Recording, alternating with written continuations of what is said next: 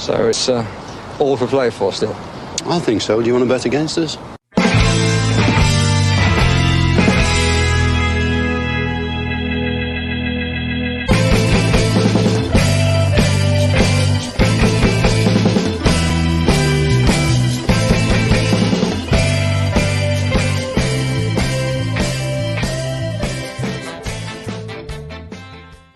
Aston Villa 2, Fulham 1, an absolutely brilliant result that Villa needed, and we can talk about finer parts finer details of the game later on, but from a galvanizing result point of view, that is excellent for Aston Villa. Absolutely perfect, picture perfect. Spurs have lost 2-1 to Wolves as well. Newcastle look like, I think they've drawn 2-2 with Bournemouth. We need the gods to be on our side tomorrow for Manchester United to not take full points in their game tomorrow. And this will be a really rosy weekend. But Aston Villa have done their side of the bargain. We've gone to Craven Cottage. We've won a game in Craven Cottage, which is something we found difficult to do over the last couple of years. And we've kept our charge towards what we're now in the top four again. But we've kept our charge towards Champions League going. And that is brilliant. I'll be honest with you guys, like for first time in a long time, I had actual pangs of anxiety for the last, probably from about the 73rd minute on in that game. I wanted this one, and this one meant so much, I think, to our hopes going forward after the bad week that we've had from an injury point of view. Moving forward, and that late goal against Manchester United was an absolute kick in the nuts. But moving forward, I suppose, and trying to get past that result onwards, this is huge. Winning away from home is just huge, and we can take this every game from here on out. But you have to win this game today to give yourself the chance, and it'll be the same next week, where we have to win that game next week to give ourselves the chance to continue to go forward. And I think Aston Villa did a really, really good job today. I think they did a really, really good job. I was very impressed with a lot of players out in the field today. We can talk about Longley and maybe not taking control of the situation for their goal. I think it was really opportunistic from Anthony Robinson. Fair play to him. Once again, I'm going to say there's probably more communication needed for the goal that we scored, that we conceded. But the goals we scored were really, really good. They were really good goals. Ollie Watkins' turn and finish was brilliant, absolutely brilliant. He's found the bottom corner, and his finish for the second goal was just excellent. Took his shot on nice and early, didn't get anything muddled in his feet. His footwork was fantastic to dig that ball out. His run was brilliant. The pass was like caramel. Ollie Watkins, well done today. Absolutely really great. And to be honest with you, the referee gave him no protection at times today. For me, that was a stone wall penalty when Issa Diop fouled him in the box. And there's a couple of times when he was stood on, and so he had a really tough day at the office, but he comes out on top with 2 goals. I saw Opta had a statistic up about him. He's been involved in 23 goals for Aston Villa this season so far.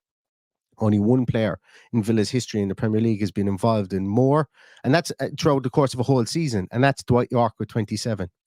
And we still have 13 games left. The facts behind Ollie Watkins are there. They're there. They're irrefutable. The numbers are absolutely irrefutable. Ollie Watkins is getting the business done. And he got the business done today. And I'm absolutely over the moon with this win. This win is huge. It really, really is. And the next win we get will be huge. And the next win that we get will be huge. And it's not hyperbolic to say that. It's just true. We are in a position with this football club that we didn't expect to be at the start of the season. But this team are looking at themselves and going, we're very much every inch of a team that can stay here. And that belief is really, really important. The injuries that we've had and everything else, and then you see players go out there and have brilliant games out there. Like I thought John McGinn ran absolutely everywhere again there today. Leon Bailey, the tricks that man's pulling out of his back pocket are fantastic, and Ollie Watkins finishing again as well was just fantastic for those two today. Pity he didn't have one of those in his back pocket against United last week, but we can see he's come back, hasn't let it affect him, and he's won us this game today. My own mucker is here with me as well. I wasn't expecting you for whatever reason, Paddy. I wasn't expecting you because you were away, but I'm delighted to have you. Well, you wouldn't have got me if an equaliser had gone in there at the end. I can tell you. I know. I'm still rattled by some of the decisions in the game and whatever else went on. But the most important thing, as I heard you saying there, is that we have come away from this with the 3 points, because nothing else matters today. Absolutely nothing fucking else matters. Only the 3 points. Spurs have been beaten as well. It's one of those games where we might look back and go, on another day we would have dropped 3 points here. I know we were talking about last week, literally gifting 3 points.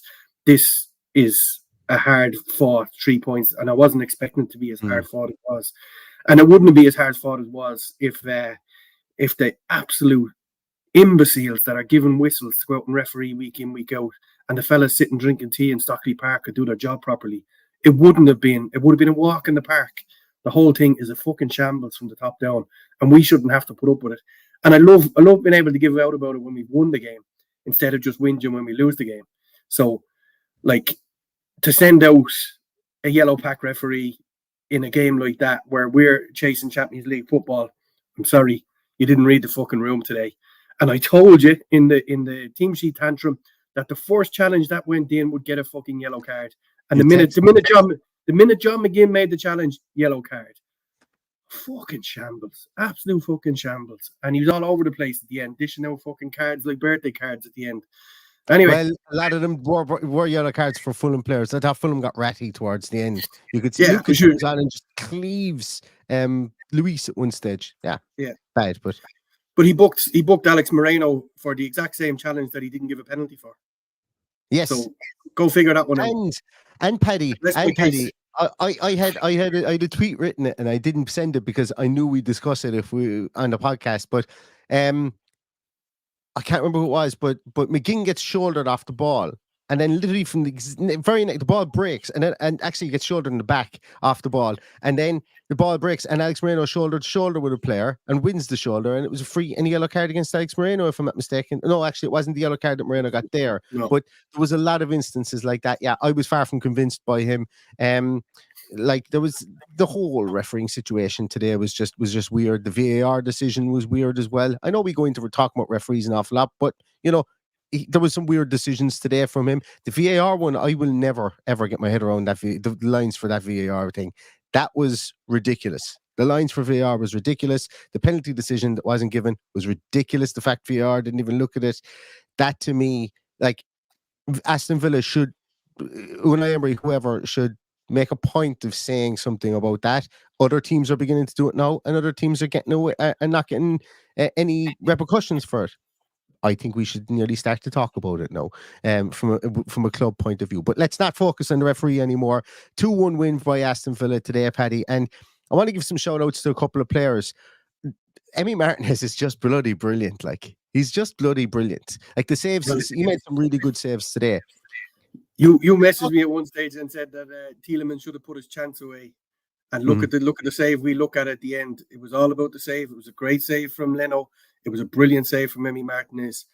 He was probably at fault for the goal, I think, judging by Lenglet's response to put his hands out the way he was. So I would imagine that Martinez came and called, but he was never getting anywhere near it, unfortunately. But that smacks to me that he called for that ball and never got there. But yes, absolutely great save at the end to keep us in it. Was it at the end? It was just before the injury time, I think, wasn't it? Yeah, it was the save from Adama Traore. Yeah, absolutely, it was. I thought Clement Longley and Pau Torres looked really good as a partnership today. I thought they looked fine. It looked, well drilled. They knew what they were doing. I thought Longley was really, really good today. Yeah, and I said it at the start. I said, people are going to blame Longley there. People are going to blame Emi Martinez. I just think probably the communication overall needs to be a small bit better there. And I've said that about numerous partnerships that we've had at the back for Aston Villa. And let's not forget, it was one of those balls that are nearly impossible to deal with. It was a brilliant pass in across. The corridor of uncertainty. I wasn't pointing a finger there, but I'm just saying it looked like he did call for the ball, and as a result, it's led to a goal. But that was probably my only criticism of Longley. He should have read the situation and realised that he was closest to the ball and should have went for it. But Mm. we've got out of this one unscathed. Doesn't appear like we have any injuries or any suspensions or anything. No. So just happy to get out of it. Given the penalty that wasn't given the goal that was chalked off that probably shouldn't. And look, the fans are singing "fuck VAR" every time there's a decision made. VAR isn't the problem. It's not a problem around the world. It's a problem with PGMOL that can't use the facilities they've given to get it right. And I don't trust them. I don't trust any of them to get it right. Oh, yeah, I wouldn't have thought. I think Howard Webb should actually stand down because he's made as if it was possible to make a bigger mess of this VAR situation. He's done it. So all those people have stepped down before him, in my view, is go and get Pierluigi Collina to come in and run the PGMOL, and he will get rid of some of them. Some of them fellas are more interested in their haircuts than their whistles. But Forest have just appointed Mark Clattenburg as their referee analyst. Sorry, was that a joke? No, that wasn't. That was Percy. John Percy revealed today that Forest have hired Mark Clattenburg as the referee analyst. Maybe Villa need to do the same. Like maybe they should hire me, Neil. Maybe hey, Paddy. Cool Jets, first of it. I can't. I need you on the podcast. But talking about forget about refs. We're in our time of great joy at the moment. Back to an 8-point buffer with Manchester United. Obviously, with United to play. Spurs losing today was Gary O'Neill is like, people are talking about Rob Edwards should get manager of the season if Luton stay up, and maybe he should. I look, it's an amazing job that he's done. Gary O'Neill is just doing it again. Did it with Bournemouth last year, doing it with Wolves this year, and he gets a 2-1 win against Spurs today. But the reason I just bring that up is because we've now gone into 4th place. Our goal difference, we have an extra goal. We're 19 goals to the good against Manchester United, and I think we're 7 goals now to the good, I think, against Spurs. And it's going to be these fine margins that it comes down to, I think, at the end of the year.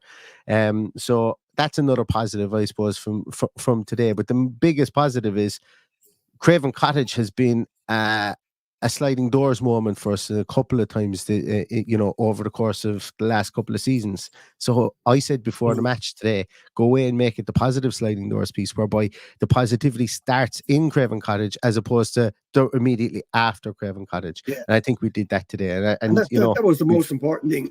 We've had a bad run. We even went absolutely up there when we were in the championship as well. So it hasn't been a happy hunting ground. Not the hardest place to go, and it shouldn't be an unhappy hunting ground. And look, if you would have said to me before this match kicked off that we'd win 2-1, I'd have snapped your hands off for it. It's just the uncertainty at the end has my blood pressure up, and the not awarding of the penalty has my blood pressure up. But I'm delighted that I can face into this week with less uncertainty than I had going into this weekend. And look, if it's going to take 2-1 wins against teams that we probably arguably should be beaten by more, so be it. Once we're winning, Man United won a Premier League, that first one, by scoring 93rd and 94th minute goals. That when Whiskey Nose was pointing at his watch to get the extra minutes on the clock. We just need to be grinding out results. Beat them winning by 1 or more. Once we're winning, everybody is happy, and once we're not throwing away games like we did last week, then happy days. That just needs to keep on happening. We are a good side. There's absolutely no doubt about it. We're a good side, but you have to give some bit of credit to Fulham, who I thought were managed particularly well, and sorted out that midfield early in the second half and made it very hard for us to pass through them. And look, we weren't perfect either. There was a few occasions where I thought, probably could have taken off Tielemans a little bit earlier. I would have taken off Moreno the minute Adama come on, because he's going to run. I think, he more or less did as quick as he could. So I think today you can say that the decisions for the substitutions were warranted, and you didn't really want to disrupt it unless you had to, and then eventually it did. But I thought Tielemans, as the game went on, looked leggy. even the one I said to you when him and Watkins were running through that time when he got the shot away, two of them looked like they'd lead in their boots running through. Like he could have very easily come across there and let Watkins go himself by dragging the defender out, but it didn't happen. But look, the keeper made a great save in the end. But look, it's 3 points that we're happy to have, and we move on to the next one. Absolutely, yeah. And I think, look, as I say, it was really kind of there was a long stint done by the first 11 today, and I don't disagree with that. With the fact that the substitutions were made when they were made, I think we had a very good rhythm in this game, and I think Unai Emery would probably say the same in his post-match piece. Even though they scored their goal, we still had a good rhythm. We were comfortable for large portions of that game. We were getting midfield. We're getting things right again. Midfield were getting things right. I think Tielemans was a big part of that. Obviously, he was there. He did occupy the two lads, Carney and Palhinha, and then Carney just broke loose, for good portions of the second half, and just decided he was going forward, because they needed to. They were 1-0 down, and they did come out with a slightly different setup. But no qualms with Youri Tielemans today. No qualms with the way midfield set up today. I don't have any qualms with any player that was on the field today. I thought everybody was absolutely fine. Obviously, I'm understating when I say fine. There was some really good performances out there. I don't think there was anyone there that I would have gone, oh, he got a bit of a roasting today or anything like that, because there just wasn't. And Matty Cash has gotten an awful lot of fingers pointed at him recently. I thought he was really good today. I was always fun. There was no times where you looked at him and went, yeah, actually, do you know what? I'd love to maybe bring somebody in here now to stem the bleeding. He did a really good job, and we could see it in the first half, specifically of him tucking in as that extra centre half, that third right-sided centre half with Longley staying in the middle and Pau Torres going out to the left-hand side. And that's Emery doesn't care who you are. Emery doesn't care who you are. He wants you to fit into a system, and if he thinks that Matty Cash can do that, and he's done this last year as well then so be it. Absolutely so be it. And we remember last year that when Matty Cash was playing, or that when Unai Emery first came in, he played Ashley Young there, because Ashley Young didn't go so far forward, and maybe was better at kind of tucking in there, albeit that he doesn't have the physical presence for that centre half position. Matty Cash, when he came into the squad last season, Unai was consistently coaching him on the sides. Now he's actually playing in that position, and and today he looked absolutely every inch. No problem in that position today. So delighted with that, and really, really impressed with the back four as a whole. I was today, away from home, in a ground that you said, Paddy, that isn't known for its fireworks or its raucous fan base. And call me silly, but like does fold out come on Fulham signs. I just saw a couple of them beforehand, and look, they're fine. I don't give out to anybody for having those signs or anything like that, but it just that was a very Fulham thing. It was a very Fulham thing, I would just say, to see there. But yeah, look, it's really good performance from Villa today. Two really well taken goals from Ollie Watkins, two brilliantly taken goals from Ollie Watkins, and he moves on to 12 goals for the season and 10 assists, and just fair play to him. Just really good stuff. Yeah. Took the 2 goals well, I thought, especially the second goal. Just one of those ones where he picked the spot and put his laces through it. What a pass, by the way, by Youri Tielemans. I know, he looks like he's not fit. I don't think it's a case he's not fit. I think that's just the way he is. But by God, can he pick a pass? Can he split a defence with a pass? And look, he a couple of passes went astray as well, short passes today, and that's fine too. This is going to happen in that area of the pitch. But what a pass for the goal, and what a finish by Ollie Watkins. And look, if we can get Ollie Watkins on to 18 or 19 goals this season, we will get Champions League football. We've just got to feed him and get him into the right positions to put them away. And fingers crossed, today is a huge step to getting there, and I'm very, very happy with the win, despite the fact that people are telling me to smile. I assure you I'm smiling on the inside. Absolutely. I'll do enough smiling anyway for everybody. I usually get given out to for smiling too much, Paddy. So it is You what it can't is. win. You know, You can't win. we balance Yeah. each other out. It's It's a absolutely good job fine. people didn't hear from me after the match last weekend. Then you would have saw what I was really like. There might have been a tactical not having you on the podcast last Sunday afternoon. Might have been tactical because I think we might have gotten solicitors' letters if we did, but that's all part of the game as well. I want to talk a small bit, I suppose, about the run that we're going to go on now, and let me just share something. When I say the run, I mean just the run of fixtures, not that I'm predicting we're going to win 12 in a row or anything like that. But give me 2 seconds there. Talk amongst yourselves because I was messing around with a numbers file here just to highlight who we have left to play and who Manchester United have left to play. And I'm just going to keep on filling it in and seeing what we come up with. Sorry guys, Paddy, Phil for me, my friend, Phil. Because this doesn't seem to want to open. What do you want me to feel? I've said my piece. Talk about John McGinn as captain. David Dwyer says Ron Saunders never smiled either. Yes. There you go. Absolutely. He's also one of the first to say, do you want to bet against us? And look, while I did go through a long period of being a believer, the last week has been a tough week. So to come out of it today with 3 points, I think is absolutely huge for us all. There's two very winnable games coming up, and I think if we win the two of these, it puts us in the box seat for albeit that we see that what's the guy's name? Paulinho. He's out of the Man United game now after picking up his 10th yellow card. Of course he is. Of course he's out of the Man United game. But anyway, that's life. Well, actually, I just realised I completely forgot. And look, never bet if it's not your thing, and bet responsibly and everything. I put a bet on that. I just remembered I put a bet on Aston Villa to win, Jacob Ramsey to have a shot, regardless of whether it's on target, and Paulinho to get booked.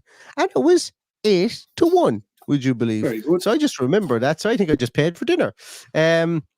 So I'm just going to share up this here for you. Sorry there, guys. I know this is taking quite a while, but so I'm going to share this just so that we can see where we are with and